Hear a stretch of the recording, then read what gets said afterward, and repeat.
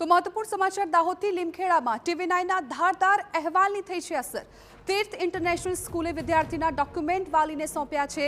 TV9ના અહેવાલ બાદ તાત્કાલિક હરકતમાં આવ્યું છે શિક્ષણ વિભાગ। શિક્ષણ વિભાગે વાલીને શાળાએ બોલાવી ડોક્યુમેન્ટ અપાવ્યા। સંચાલકો દ્વારા વિદ્યાર્થીની ધોરણ 10ની માર્કશીટ વાલીને સોંપાઈ।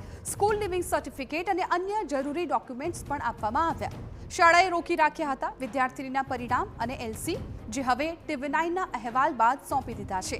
ન્યાય અપાવવા બદલ વિદ્યાર્થીના પિતાએ TV9નો ખાસ આભાર વ્યક્ત કર્યો। તીર્થ સ્કૂલ લીમખેડા મારી બેબીનું LC રોકેલું હતું। વારંવાર જવાથી અમને LC મળેલ નહોતું।